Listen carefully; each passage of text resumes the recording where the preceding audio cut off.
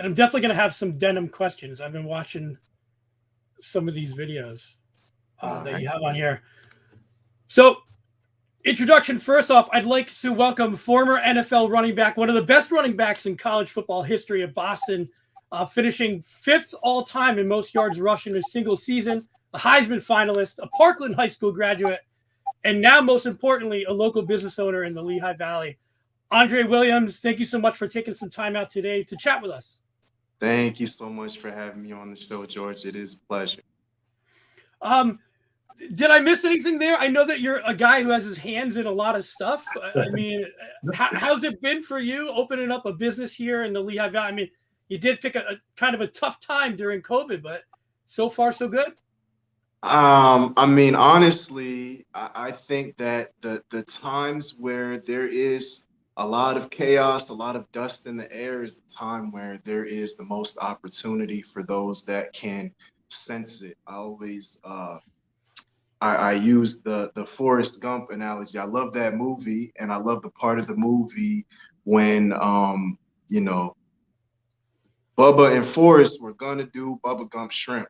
Right. And so even though Bubba was gone, him and Lieutenant Dan, they teamed up and they bought their boat and they hopped in the water and they started fishing, and they couldn't catch any fish. But then the big storm happened and it knocked everybody out the water. And you know, that was Bubba Gump Shrimp's moment. That's when they blew up. That was the beginning of their rise. So I feel like this is that moment for me in the retail space. It's a big storm going on. So I do believe I'm strong enough to weather the storm. I do believe that I have a product that is unique and that is needed in the market. So I'm excited. Well, it's not shrimp, but it is denim, and it's unique. And that's, I really want to get into what makes what you do with denim different than when somebody just thinks like Levi jeans. You know what I mean? So can you talk a little bit about how this became your passion? How did you get involved in denim itself? So when I was playing ball, and I'm gonna take this off the thing so I could walk and talk and show you some things. Yeah, and I'm please. actually I'm gonna make sure we have our time. I'm gonna put my sign on. Be right back. All right. All right. So when I was playing ball in the league, and I was in New York, and I had a marketing agent, and my marketing agent introduced me to somebody named Eamon Walsh, and Eamon was he has a brand called One Ground Footwear that was just getting started at the time, and Eamon was like, "Hey man, you're a running back in the NFL. I could extend my creative faculties to you and help you build something, help you make a shoe, and we could release together." So, you know, me being a running back in the NFL, I thought that would be super cool to have a signature shoe. So he had a designer that used to work for Nike. He had connections to where he had a factory in Spain that he was dealing with, and he was like, "This is the same factory that is building Balenciaga shoes. So we're not really making just some $40 shoes. We're gonna make something nice." And so I, went through the process of working with the designer, and this is what I came up with. This is the Running Man Red Herring. So it's an ultra low top leather shoe. It's got, lambskin interior, 100% rubber sole. And you see the way I built it, I took inspiration from Vans, from PF Flyers, and Chuck Taylor's, but just up the level of the material to make something that was a classic silhouette, but just a little bit level higher. And did you want to go that more like, because that's, it's an athletic shoe, but that's more like a designer shoe. You're going to wear that out. Did you want to go more that style too? Yes, I was thinking more so, not really athletic, more like a young professional look. All right. So I made the shoe and it was great. It was lovely, beautiful. But then now it's there's the artist on the left and then there's the salesman on the right. So that's what I was just figuring out is, you know, you can make the art, but if no one's there to consume it or wants to consume it or even needs it, then what's going to happen, you know? Right, what's the point? Right. So I realized the market doesn't necessarily need a new shoe. You know, as great as I thought it wasn't needed. But then I got to thinking, it opened doors. I started meeting people in the fashion world, and I actually impressed the brand developer. And you know, that first time I met him, we sat and had this 3-hour conversation, and he gave me so much information in that 3 hours that I realized that information he gave me, I paid for it over the course of 6 to 8 months making the shoe. Okay. So he really just got my brain flipping and flopping, and I didn't sleep that night. And we were talking, but he asked me, why did you make the shoe? And I'm like, because it was cool, you know, but that's not really Fair, a but marketable reason.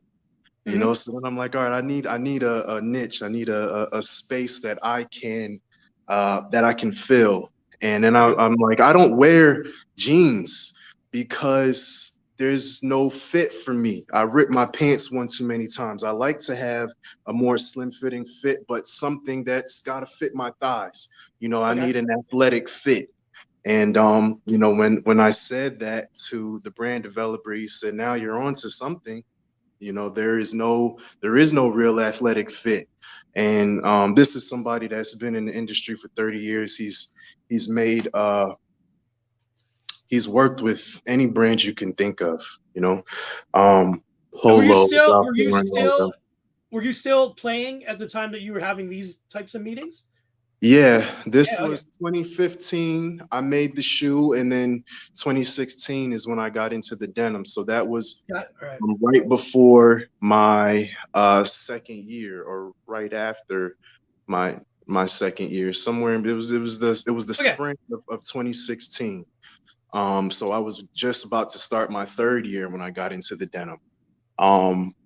But yeah, so then he's like, well, to do denim, there's, you talked about Levi. So sure, yeah. Levi Strauss, he actually patented Selvedge denim fabric. And that was in 1870. And what does that mean? What does Selvedge denim mean for somebody like me who's like, I just know denim? Yeah. What is that, like a different style, or it's a higher quality fabric? So Selvedge denim, and I don't know if I could turn this camera around somehow. Nope, I'm not sure how to do it. Well, I can bring flip it on around some like this. So you see this right here. Oh yeah. Okay. This is a shuttle loom. So when Levi Strauss first started making jeans, he was making all of it on these shuttle looms. And so what's special about the shuttle loom is it because it's small, you use one continuous cross yarn or weft yarn. Okay. You have your warp yarns that go this way, you got your cross yarns that go this way. And so one continuous cross yarn, you have this durable piece of fabric. So this right here, this is the length of the fabric. It's not that wide, so you can't make a ton of jeans from it. And let me turn it away from the light so you can see it better. Can't make a ton of jeans from it, but it is a very durable and exquisite fabric. So somebody that is building the jeans on this shuttle loom is like somebody that drives stick, as opposed to what we deal with now. A projectile loom makes a wide width fabric, so it's just your regular denim. Just some guy driving a Kia, right? Yeah, he's driving automatic, because now the projectile loom is from this wall to that wall. You get a length of fabric that could be up to 70 plus inches wide, so you could cut a whole lot of jeans from it, but you lose the quality, because now instead of that one continuous cross yarn, you have individual unconnected strands. You know, so it just doesn't hold together the same. And then, you know, now people, you're not going to find a lot of jeans that's 100% cotton anymore. You know, they put the spandex in there. So once you have the spandex, the fabric actually, even though it can stretch, it loses a lot of strength. So now the strength of the fabric is low. It's not held together the same, so the durability is just way down. So after a year, your jeans, they didn't wear in, they wore out. Right. You know, and they They don't look good anymore. So you come up with these ideas, or you get introduced to this world, like high quality denim. What are your next steps? Did you start thinking like I want to have a retail space, or were you thinking I want to get designers? Like what? I was still trying to find that balance between artist and salesman. You know, I'd love to create something that is great, something that is good for you, you know, but I also have to figure out, all right, how am I going to sell it, you know? And in the beginning, I was just making. So I I had my signing bonus, and I did what everybody told me to do. I gave it to a financial advisor, and I invested in the stock market and never really felt comfortable with it. I felt uneasy about it, but that's all I knew how to do. But then when this opportunity came up and I'm talking to this brand developer, he's like, look, you put down this certain amount of money here, you're going to be able to buy enough fabric to do a production order for 2,000 pairs of jeans. Okay. It's going to cost you, depending on what you want to do, somewhere between $120,000, $200,000. You want to do it? I took probably like 2 days, and then I just did it. This was 10 days after meeting my developer. I just did it. I just took that's pretty risky. I mean, did you feel like you were taking a little bit of a risk there? Because I mean, that's of course I was rolling the dice. I was rolling the dice, but it felt when I met this guy, we had this 3-hour conversation. Right. I couldn't sleep that night. You know, I felt this energy like if I go ahead and do this and get on page with this guy and go ahead and roll the dice and make this move, I'm gonna be on it's gonna just be this lifelong quest, a never-ending quest. You're about to start it if you do this, because I'm for sure gonna chase my money and figure out what the heck I'm doing, you know. And of course it was risky, but it was also very exciting. And then, after getting my first samples, I got my first samples. It was like when you've been watching black and white TV, and then you see color TV the first time. So these samples, like, your completed pair of jeans, like they didn't even fit me at the time. I was in Miami, and they couldn't fit. The samples didn't fit, but I had them halfway up my legs, walking around walking through the clothing section, just looking at what I had on my leg and what was in the store. I'm like, yo, this is real stuff.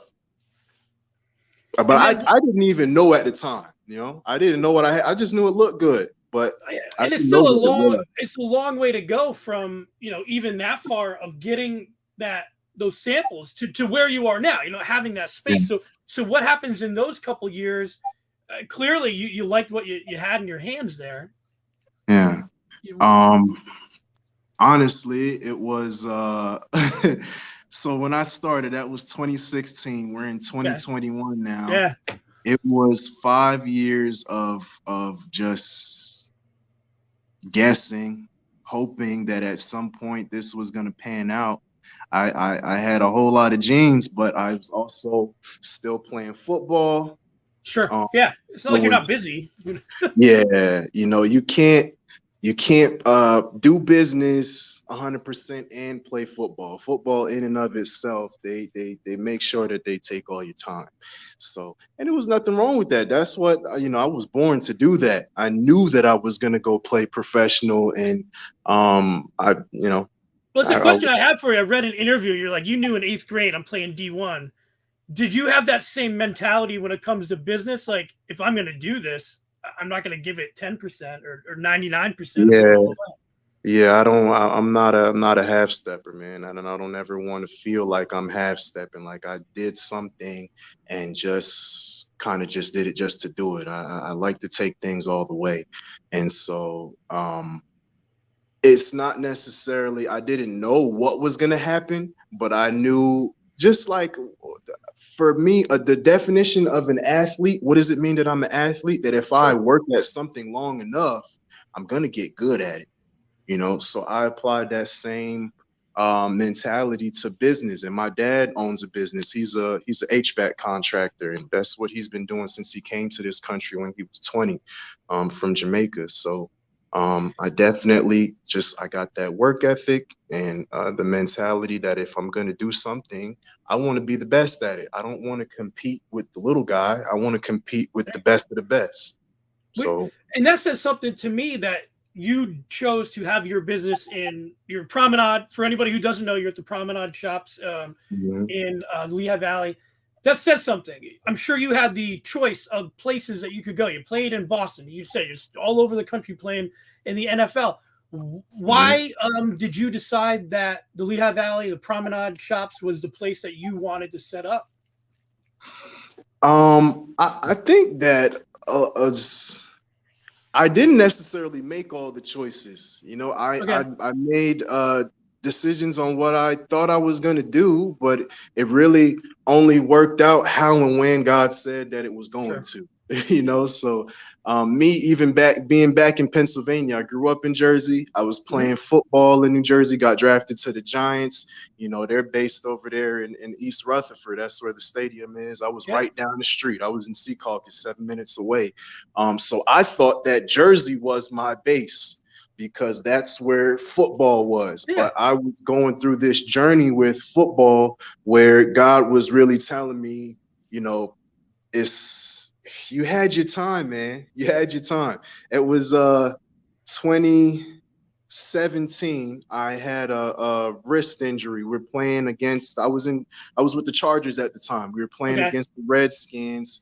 It was near the end of the season. I'm running 4-minute offense. We had busted them up, and I'm running 4-minute offense. Got the yards I needed to get, and then I'm tackled. I'm on the ground about to stand back up. One of the defensive linemen came and jumped on top of me while my wrist was just in an awkward position on the ground, and I tore ligaments in my wrist. So that injury is really what knocked me out of the league at the time. And I could have came back, but I was also going through some personal issues. I was going through a divorce with my first son's mom, and it was the injury. It was that back and forth dealing with the negativity that comes from divorce and all of those things, where I knew that it was really time to just sit down and put my energy in another direction. So that was 2018. So I knew that I had this denim thing that I had started a couple of years back. I wasn't able to really go 100% because of football, because of, personal issues. So, like I said, I feel like God was just telling me that it was time now. It's time. And then even after that, 2019 came around, and then the XFL was coming back. So did you get a call or like how? Yeah, I mean.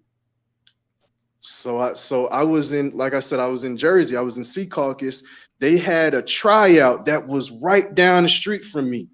It was literally just a drive down the street. So I was like, man, that seems like fate, I'm supposed to go. Why wouldn't I go ahead and see what happened?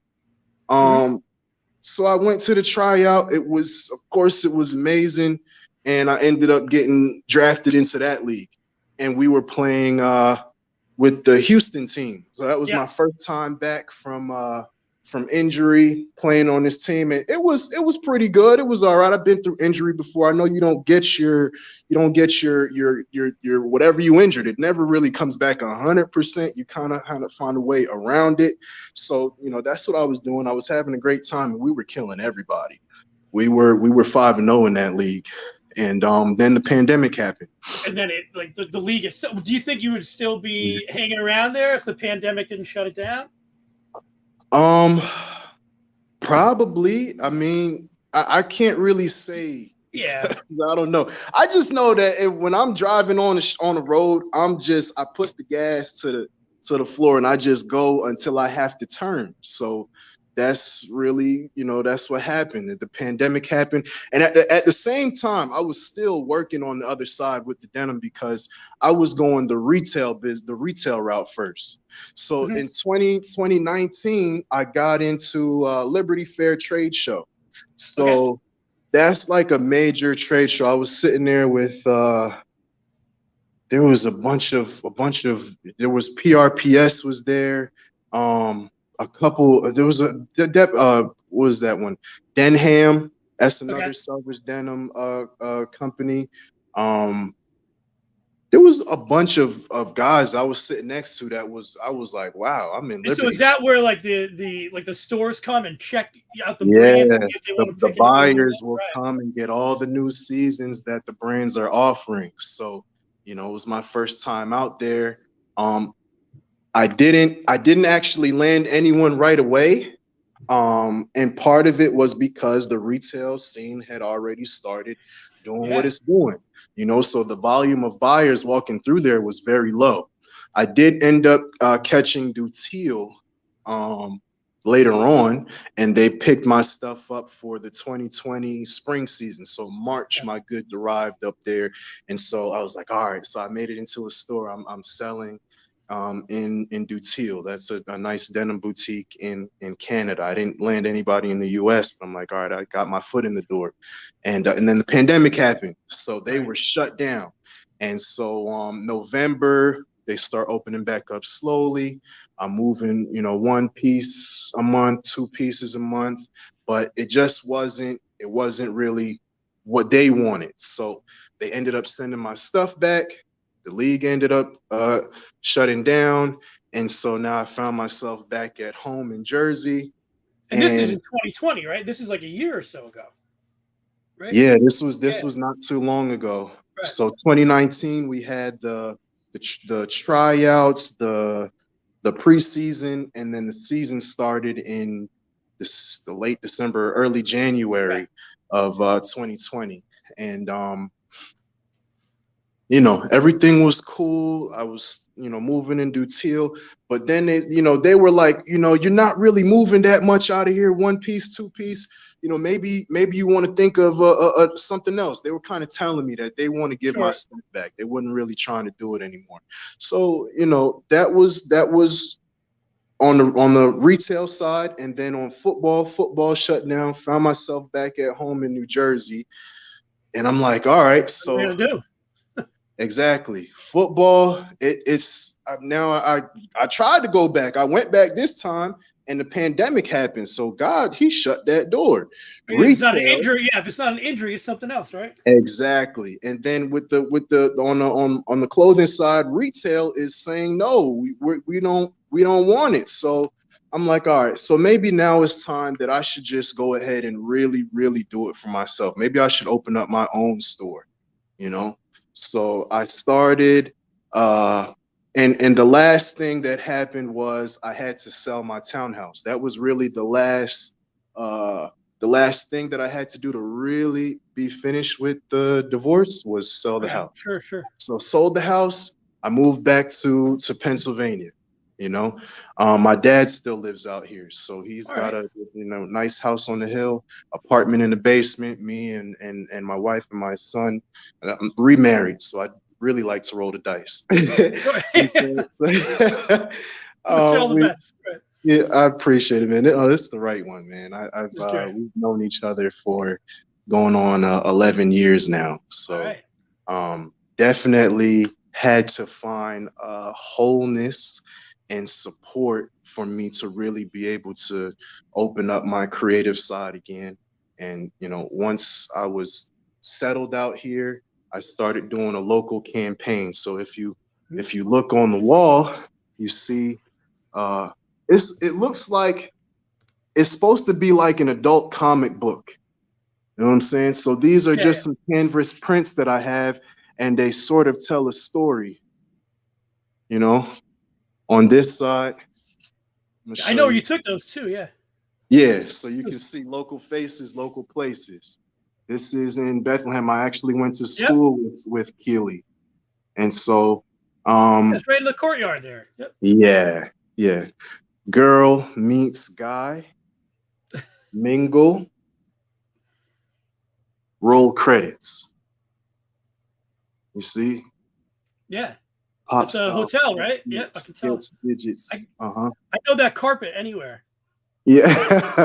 Yeah. So I wanted to just give my shop a little bit of a different feel because I came over here. I'm looking in and I'll get to it, but just talk a little bit about the store.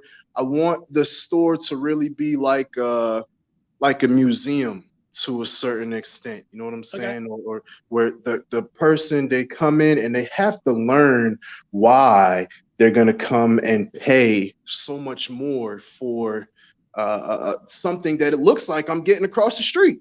Well, one, you got to try it on because it's not going to fit the same. This is a unique fit, which is why I needed to open my own space.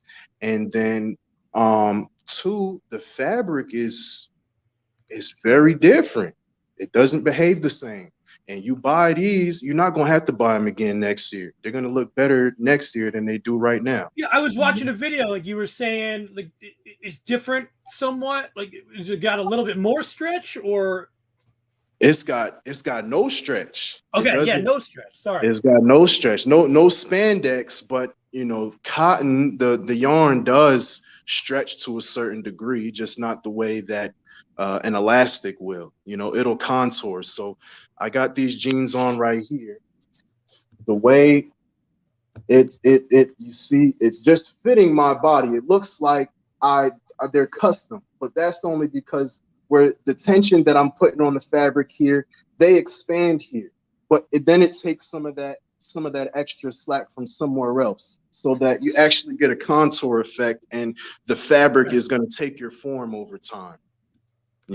So that's what you get from 100% cotton. You don't get it from spandex. You have the spandex in the denim, and now you showing off the curves of your knees, and that's not handsome.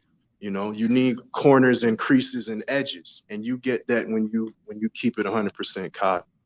Well, I know that you kind of got on this road because you were an athletic guy and you wanted that fit, but this isn't just for that style of body. It's for anybody who's looking to have more appreciation for their clothing too, I would think. Right. It's the fit is not for athletic people. It is, but anybody between the waist size 28 and 40, and if you are 250 or below, they're gonna make you look good. Okay. I'm in there, so I can swing by.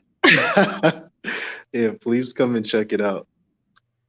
So we didn't talk a lot about your time in the NFL, but it hasn't been that long. It's not like you've been out for 10 years. Do you still watch? Are you still a fan of the teams that you played on, or how is it for you every Sunday? Are they playing all right. Well, I am definitely a fan of players more so than teams, and I've always been like that. I do have a special place in my heart for the Giants, but they also put a hole in my heart because I was drafted there. It's like your first girlfriend, your first real pretty girlfriend. So I'm drafted there. I'm like, all right, I'm going to be here for a little while. They're going to give me some time to develop. Coughlin brought me in, and Coughlin, I don't know what happened to him in Jacksonville, but in New York, Coughlin time. And everybody respected that. And I had a lot of respect for that. I have a lot of respect for Coach Coughlin and the way that he ran his program. It was very professional. And, I would have loved to stay there the 4 years, but also going to Cali, it happened at the perfect time. I needed to get up out of the situation that I was in. And I did, because, you go from the professional East Coast vibes to the West Coast. The weather's a little better, I think. Man, San Diego was lovely. It's never a bad day, yeah.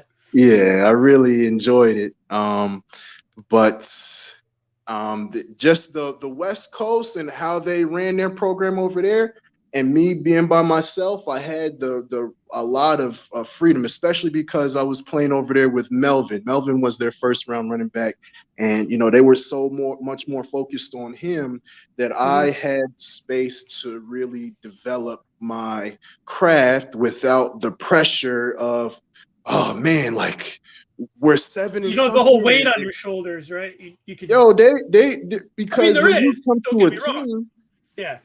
when you come to a team, you have to go someplace that really, like Tennessee. You see how Tennessee, they got Derrick Henry, and Derrick Henry, what he is now, he did not come into the league like that, but they invested in him and crafted him and shaped him until he is now just this. Woo, he's a bad man, you know. Yeah. I But actually they have a question here gave that. from YouTube. I have a question about Jonathan Taylor at the Colts. What do you think about him? What he's doing this year? Yeah, look, because they gave him a platform to go ahead and do that. And he's got an offensive line that they know how to really set him up. You know, the running back, you have a running back that you first, you got to be able to get into a flow. You know, once you get into a flow, you get a little bit lathered up. You start seeing how the linebackers are flowing, whether they like to skate this way and that way, or if they shooting the gaps, and then what you need to do to adjust. So you got to be able to get in the flow, and they have to trust you, and they got to feed you. So it's just like this. It's a clock. It's some kind of clockwork. Once you get everything spinning the right way, the running back can really do what he does. And then once you go from the first quarter to the fourth quarter, if you let the running back do what he was supposed to do, hey, man, you could really take advantage later because they're beat up, and your running back is supposed to have that stamina and endurance. And me, what I know about myself, what made me specialize in running back is my body is just very dense. So I had a special knack for knocking people over that it didn't really make sense sometimes, but it happened anyway.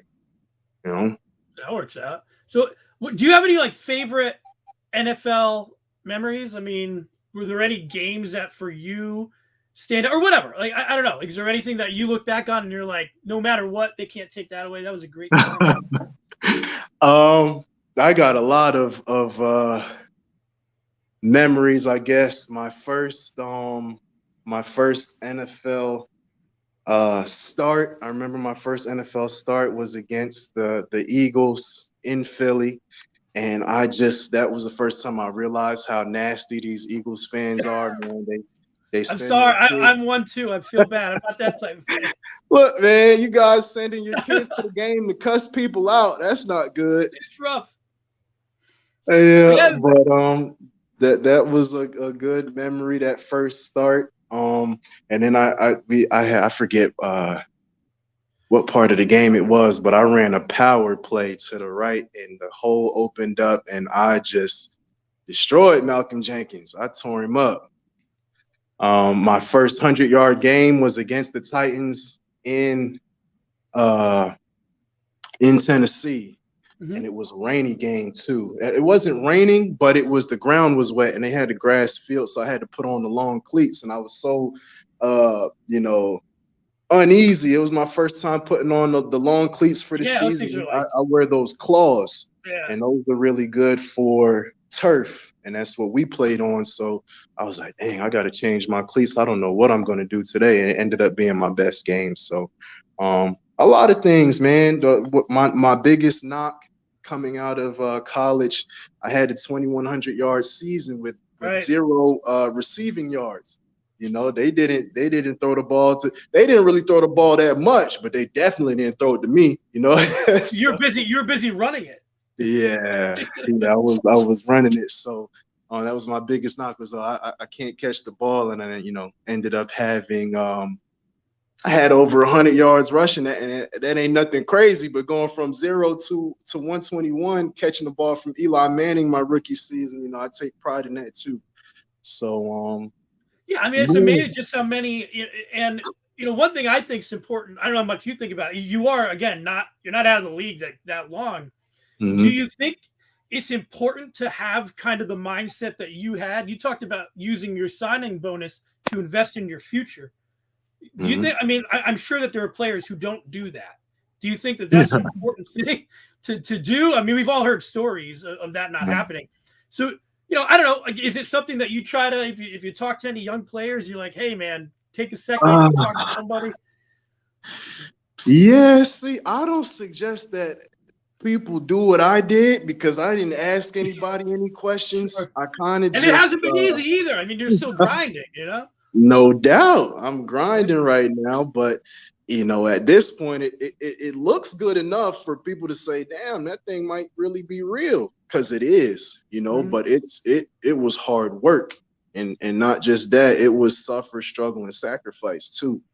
So I I always suggest that people figure out what they're passionate about, not necessarily what makes the most money, what the trend is, what somebody else said that they should do. They have to figure out what their passion is. And part of the way that I understood that was that you have to really define what makes you happy. And I think that human happiness in and of itself is simpler than we make it out to be. If you eat good food every day, you're going to be some measure of happy.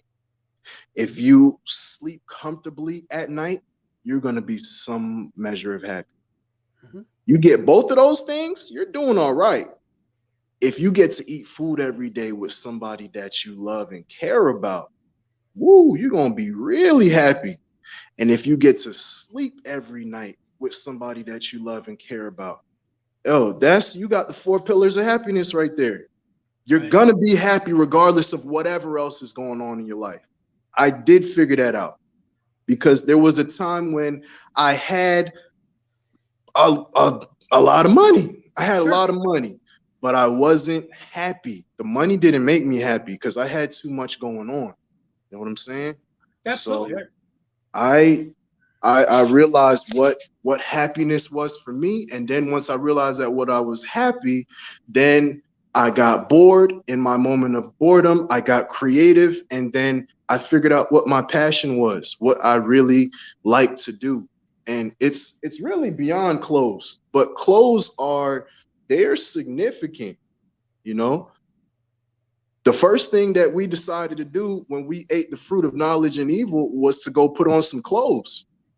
Right. So that must mean something. This is our oldest technology. So it's pretty cool to me to pick it up now in this time because we have to figure out how to revolutionize everything that we're doing. For 2021, it's still looking like we still live in a 19 something. Well, yeah, this whole year has been kind of like stop and start, and like as you can, talk about NFL, all those games that are moved to Tuesday, for more COVID, it's probably not going to stop this week. So yeah, it has been frustrating. I'm sure for you, it's been very frustrating. Yeah, I mean, to a degree, I can't speak for you, but just in terms of your business. Yes, but that's also, that's as a society, and we got to change up a little bit. We got to do things a little bit different. It's not going to work the same way that we've been doing it. It's not going to work no matter how. It doesn't matter how much time passes, unless we change and do something different, it ain't going to work. Yeah. You know what I'm saying? So even with clothing itself, and not just clothes, even with the gas that's coming out of the cars, if the gas that came out of the cars had a color and we saw how much gas was in the air because we're burning it 24/7, people would probably do something different. Yeah, they'd probably put together some connections and say, damn, maybe if the air was a little bit more high quality, our lungs would be a little bit stronger and we wouldn't be succumbing to all the nonsense so easily. You know what I'm saying? Yeah, no, I'm with you. I'm not the only one. There's people in the comments saying, preach. Yeah. But even with the clothes too, it's an old technology and we haven't revolutionized it yet.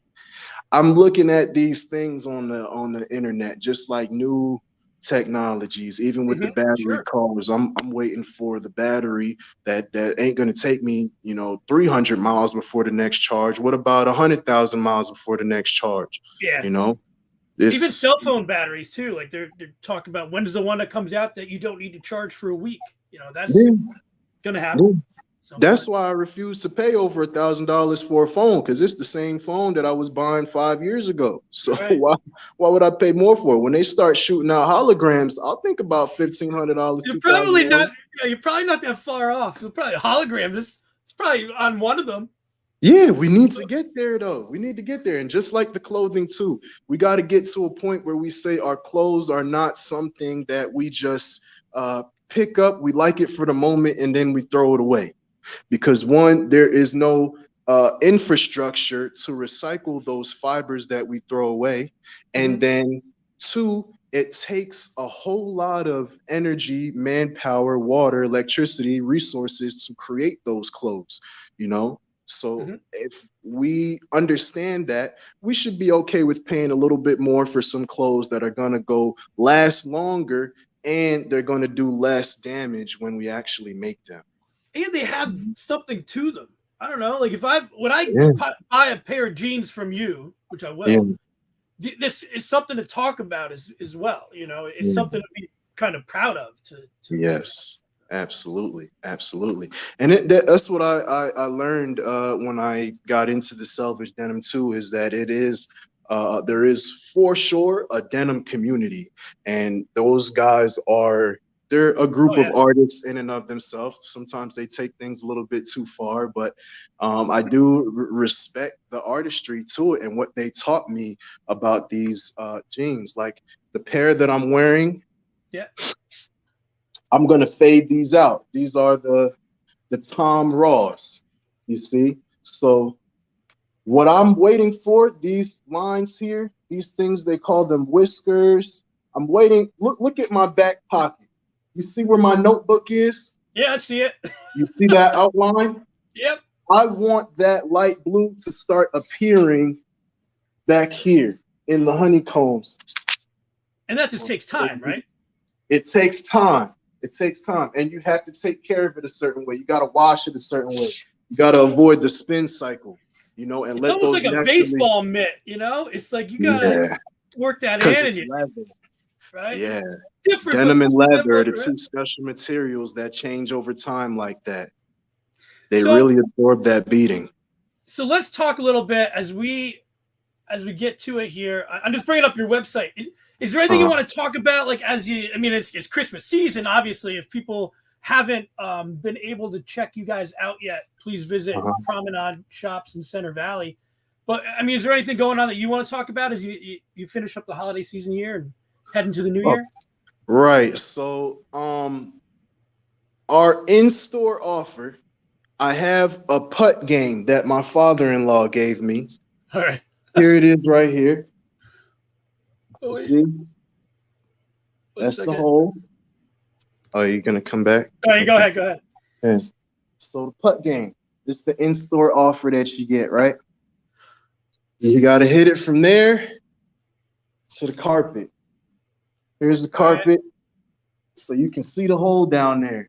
Sure. You know, if you get a hole in one, and it's not impossible. 5 people have won so far. If you get a hole in one, you get a pair of Tom Ripes or Brad Ripes for free. You know what I'm saying? Yeah, you got to account for because that's Untitled there. You got to account for like the edges there, the squares. You can't. You really just have to ignore the edges and the squares. Act like they're not there. You just gotta line it up and just roll with it. All right. Line it up, hit it straight. It falls off to the left, it falls off to the right. So if you hit it straight and you don't put too much juice on it, because it's a fast runway, you will get the hole in one. I get at least 10 shots a day. I try not to leave without getting 10. You know, do you think too, like, this is just me talking, but I think your store is something too that people should just check out, you know, just in terms of maybe a different style that you're not used to, or you haven't tried, you know, high quality denim. Just go in and give it a look, and maybe it is something that you can learn more about. You should, because if you really look and see, selvage is not something new. I'm saying all the jeans were made like that, and from the beginning, 1873. That's another reason why I picked denim, is because it is truly American. You know, that's a U.S. patent that created that, and so everybody over here loves it. But you should go and see what it's really supposed to be like. I Because saw this is off kind of off. I remember seeing it was a YouTube video or a documentary about these guys who will buy the old Levi Strauss like they found in gold mines for like thousands of dollars. Like the first pair of riveted jeans, like when they put the rivets in there, they sell for like thousands. It's crazy money. It doesn't really make sense, but the market for Selvedge denim is like that. That's why when I went retail and I was offering these jeans at $300, it's a $300 pair of jeans. If Tom Ford had this fabric for you, he's offering it at $1,000, $1,200 for sure. If you go to Double RL and go look up some Selvedge denim, that's going to be $400, $500, $600 for this Selvedge denim. So it definitely is a higher quality fabric, and it's for a reason. I don't know if it needs to be that expensive, but that's why I'm offering mine at the raw denim starts at $125, $150 for the medium distress washes, and $175 for the heavy distress. So like you said, you're buying stuff that's going to last a long time, look good, and feel good, and you're buying that quality, right? Right. And then anything that is on the website, that's right out the storehouse, so I can send that to you. Everything is in stock, and I got the shoes on offer, the Running Man's in black and white. I have the DK Shin denim, which is the his and hers denim that is the moto style, Japanese selvage and stretch. And of course, I have the all-weather workers and travelers. If everything goes as planned and I can get some product moved out of the back room in the next couple months, February, I want to be able to bring new styles. All of these fabrics that you see on the table here are on tap for next season. I've milled them already, so I just need to bring them across the ocean. So I want to get into tops. I want to get into jackets. This fabric here, this one here is going to be a denim hoodie. Do you help out with some of the design? Like, is it something where you give some input on that? As far as the styles, definitely, what do I want to do with each fabric? But I have a design team through my agency that helps me put these things together. I'm excited about the double black.